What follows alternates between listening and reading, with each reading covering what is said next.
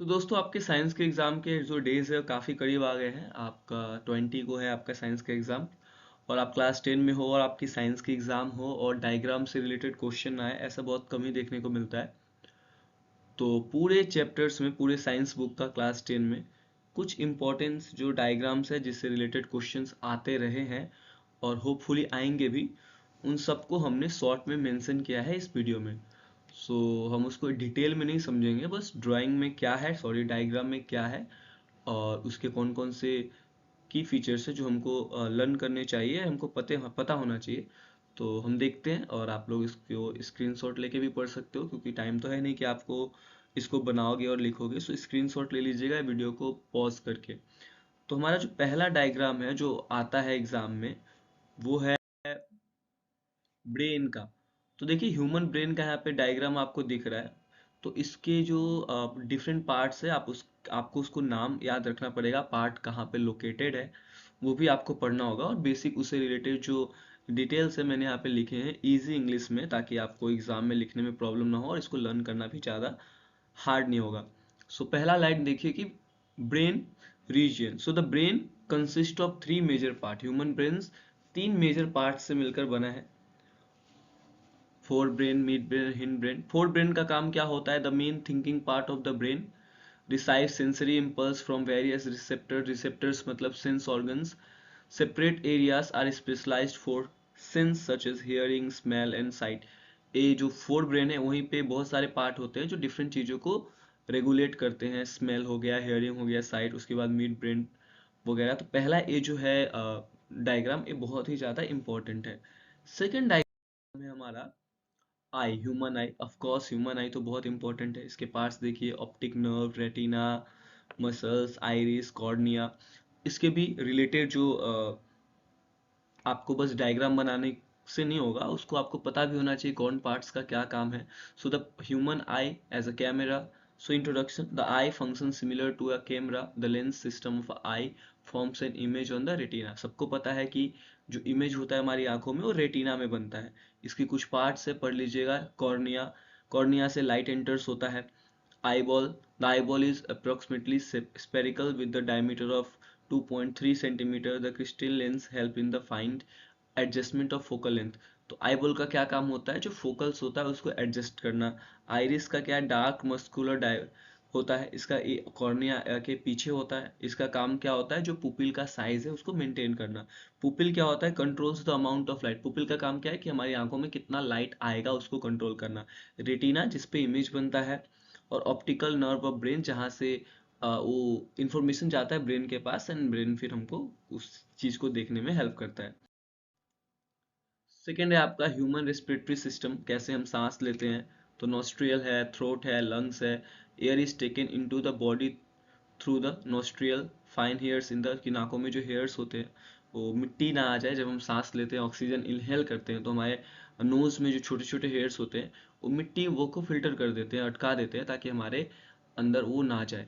हम सबको पता है फिर वहाँ से वो हार्ट पे जाता है, जिस दिन पंप होता है फिर बाकी पार्ट में पहुँचता है। हमने कोऑर्डिनेशन वाले चैप्टर में पढ़ा है कि कैसे आर्टरीज और वेन्स होता है। एक का काम होता है आपका हार्ट से जो ऑक्सीजन है उसको पूरी बॉडी में लेकर जाना, और एक का काम होता है आपका पूरी बॉडी से जो कार्बन डाइऑक्साइड है या फिर जो दूसरा ब्लड है उसको हार्ट के पास लाना दोबारा पंप करने के लिए।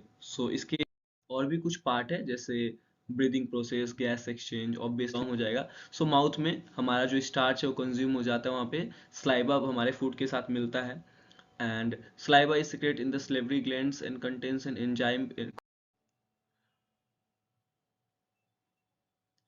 टाइन वगैरह जो भी प्रोसेस है। उसके बाद जो हमारा ड्राइंग है ये फ्लावर का पॉलिनेशन। हमने पढ़ा है रिप्रोडक्शन चैप्टर में कि प्लांट्स में क्या होता है, एक ही प्लांट में आपका मेल एंड फीमेल दोनों रिप्रोडक्टिव ऑर्गन्स होते हैं और रिप्रोडक्शन जो होता है सिंगल पेरेंट में ही होता है यहाँ पे। तो इसके जो नोट्स है आप अच्छे से पढ़ लीजिएगा, काम आएगा। और ये ड्राइंग भी बहुत बार ये जो पर्टिकुलर ड्राइंग है वो तो इतना ज़्यादा रिपीटेड होता है, तो इसको देखना। अगर मैं इस वीडियो में सबसे ज़्यादा इंपॉर्टेंट बोलूँ तो आई के बाद यही है। Then of course the flower, the part, stigma. और ये जो प्रीवियस वाला है ये स्टिग्मा, जो ये पूरा आप देख रहे हो, ये जो पूरा पार्ट है यही वहाँ पे पॉलिनेशन वाला जो पूरा ड्राइंग है। हाँ, तो इसको अंदर में देखना पड़ेगा कैसे यहाँ पे रिप्रोडक्शन होता है एक ही ऑर्गन में, तो ये आपको देखना बहुत ज़्यादा जरूरी है। ऑफ कोर्स इस वीडियो का और इस चैप्टर का जो डायग्राम से रिलेटेड है, सबसे इम्पोर्टेंट क्वेश्चन ये है, ये आएगा ही आएगा बहुत ज़्यादा। दो डिफेक्ट है यहाँ पे आएगा। तो पहला है मायोपिया, या मायोपिया यानी नियर साइटनेस। नियर साइटनेस नाम में कंफ्यूज मत होना। नियर साइटनेस का मतलब होता है कि हमको पास का ही दिखता है, दूर का नहीं दिखता है। तो थोड़ा पढ़ लेते हैं पहले, उसके बाद हम डायग्राम को समझेंगे, या फिर पहले चलिए डायग्राम को समझते हैं। तो आप डायग्राम में यहाँ पे देखोगे कि ये एक नॉर्मल आई है, ठीक है, ये एक नॉर्मल आई है। तो नॉर्मल आई में क्या होता है कि जो हमारी इमेज है वो यहाँ बनती है, रेटिना पे बनती है, राइट, रेटिना में बनती है। और अगर किसी कोई बीमारी है यानी नियर साइटनेस है, मायोपिया है, तो उसमें क्या होता है कि जो इमेज है वो देखिए इस जगह को बोलते हैं रेटिना, लेकिन देखिए इमेज बन जा रहा है रेटिना से थोड़े पहले ही। तो इसको हम कैसे ठीक करेंगे? तो इसको हम ठीक करेंगे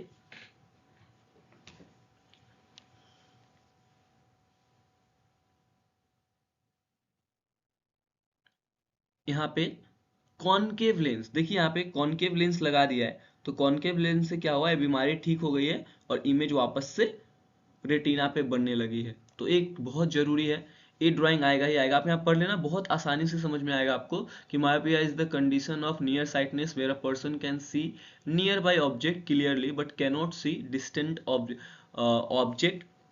कैसे ठीक करेंगे? तो अच्छा, कॉज इसके होता क्यों है?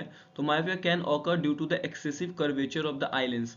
आई लेंस का जो कर्वेचर है अगर बढ़ जाता है तो ये नियर साइटनेस से मायोपिया हो जाता है हमें। हाँ, करेक्शन कैसे होगा? सो कॉनकेव लेंस से। ऑफ कोर्स दूसरा क्या है, फार साइटनेस, मतलब कि हाइपर हाइपरमेट्रोपिया। इसमें क्या होता है, देखिए पिछले पिछले वाले केस में क्या हो रहा था कि जो इमेज है, ऑफ कोर्स नॉर्मल आई में जो हमारा इमेज है वो रेटिना पे ही बनता है, लेकिन अगर हमको हाइपरमेट्रोपिया होता है तो हमारा जो इमेज है वो रेटिना के बाहर बनता है, और नियर साइटनेस जो था उसमें रेटिना से पहले बन जा रहा था। तो उसमें कॉनकेव मिरर लगाते हैं, तो इनमें ऑफ कोर्स कॉन्वेक्स मिरर से ही ठीक होगा ये, है ना। इसका रीजन ये देख लेना आप लोग यहाँ पे शॉर्ट।